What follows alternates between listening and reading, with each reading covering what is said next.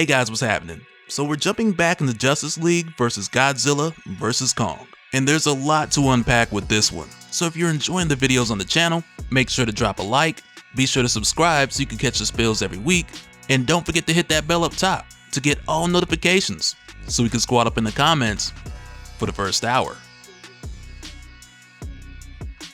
Alright, so coming back, we continue in the aftermath of Godzilla beating the brakes off of any and every DC superhero who has crossed his path. He stopped Superman's heart, where in that case, I mean it's Superman. So just because his heart stopped, that doesn't mean that he's dead. And I know oftentimes people complain about comic characters dying and not staying dead, and if you happen to be one of those people, I think you're gonna love the less popular and less fortunate superhero Atom Smasher, where in his case, nobody talked about his heart stopping, or even how they can bring him back. He took a nasty bite, fell to the ground, and after that, they was like, alright, tag him and bag him.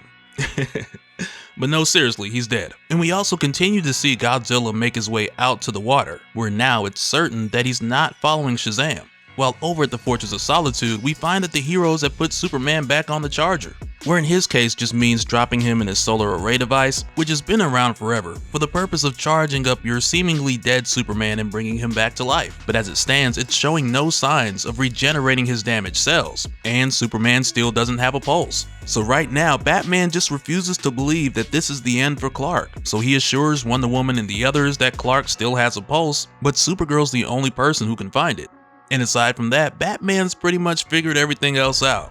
Because with Wonder Woman, Flash, and Hawkgirl telling him about their run-in with the Legion of Doom here at the Fortress, which took place in issue 1, he pieces that information together with the fact that the Dreamstone is also missing.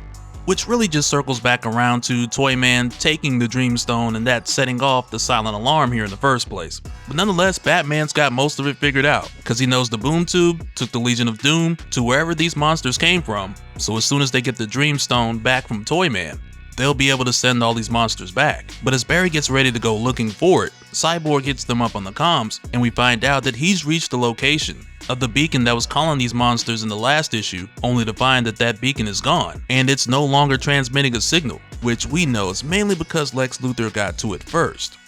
But to make matters worse, Cyborg and Batwoman tell Batman and the others, based on his trajectory, the Metropolis monster, Godzilla, is heading their way. So right here, Batman's like, we have to move Superman's body. We can't let this creature get to him, because also, come to find out, Godzilla's atomic breath has left residual traces of its radiation on Clark, so they gotta get him out of here. So they end up moving Clark's body to the Watchtower. And aside from Cyborg mentioning that Godzilla's heading towards Superman, soon we'll discover that someone has already figured out Godzilla's agenda, which really makes most of what Godzilla's been doing make sense. And we'll talk more about that in a little bit. But first, we go back to Skull Island, where Supergirl and King Kong are more or less having a staring contest, with Oliver sitting on the side like, okay, well, how long we gonna do this? Which right now for Supergirl, it's really just her realizing that this creature, Kong, is a lot different than Godzilla, because Kong is only showing to be territorial, versus Godzilla, who as it stands right now, the heroes really aren't sure why he's out here making their lives miserable.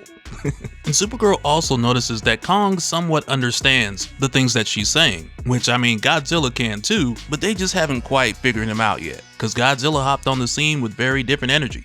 But with her noticing that Kong isn't a threat at the moment, she tells Oliver to keep an eye on him while she heads to the Watchtower to check on Cal. But of course, we know, and even Oliver knows, that there's nothing he can do when it comes to King Kong. Because as soon as Supergirl leaves, Kong starts beating on his chest, which is more or less his territorial "who wants to test me" signature move, and it causes Oliver to just take off. But what Oliver notices is that the League of Assassins, they've actually been here for a while, and as it would seem, they were waiting for Supergirl to leave before they made their move.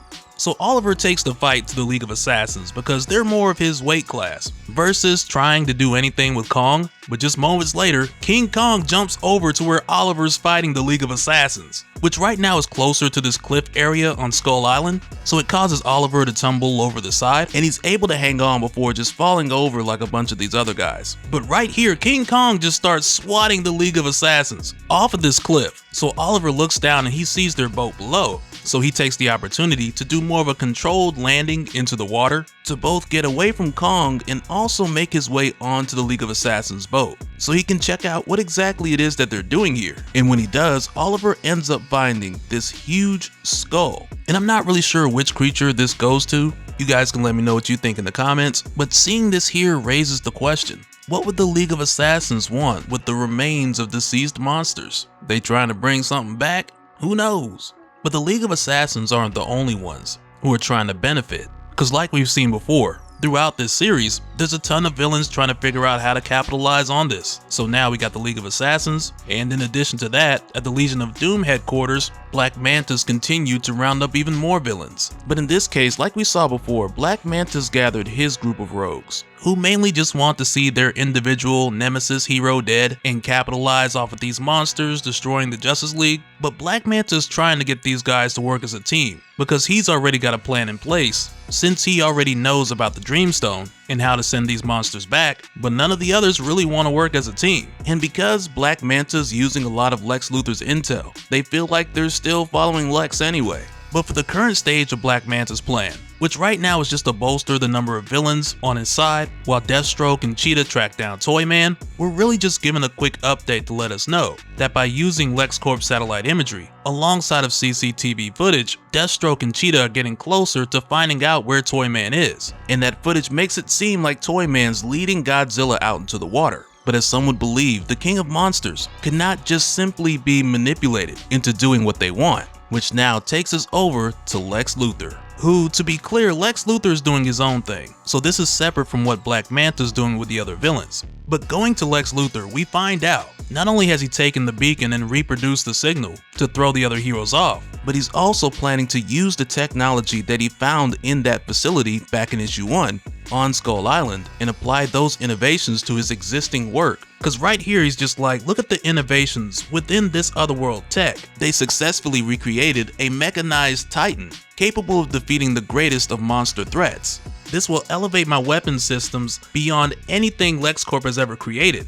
And because of this otherworld information, he knows that the Metropolis monster is called Godzilla, and Godzilla is the king of monsters, who is nearly unstoppable on his world, and nothing within the files that Lex accumulated suggests that Godzilla can be manipulated or tricked into killing the Justice League, which right there is the reason why Lex does not believe Toyman's plan is going to work. And according to the information that Lex found, Godzilla's only concern is about maintaining the natural order. So Lex is in a hurry to get his mechanized titan up and running so that he can control the natural order and not Godzilla. Because with the Legion just waiting around for these titans to kill the Justice League so they can just swoop in and take over the world from there, that plan has got a lot of holes in it, and Lex knows it. So he believes that this Mecha Titan is going to put him on top. And I can only imagine that this is leading to Lex Luthor building his own version of Mecha Godzilla. And I can tell by the comments section in these past few videos that a lot of you guys are rooting for this too. So fingers crossed that either Lex Luthor or Bruce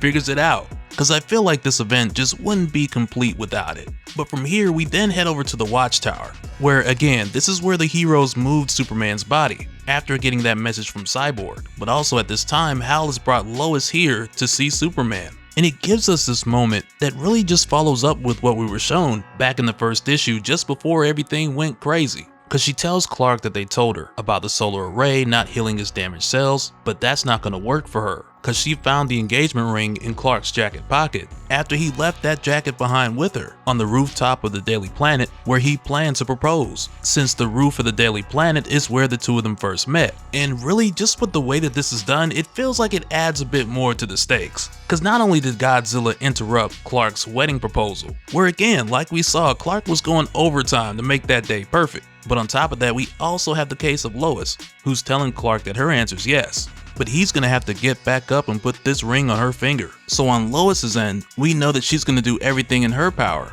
to help Clark out. But while she's here talking to Clark, Green Lantern and the others get an emergency call from Aquaman. So Hal lets Lois know that him and the others gotta go, so he offers Lois a ride home, but she tells him she'll stay here if that's okay. So as the other heroes leave to make their way to Atlantis, Lois hops on the Watchtower computer and she watches every YouTube video she can find on Godzilla vs Superman.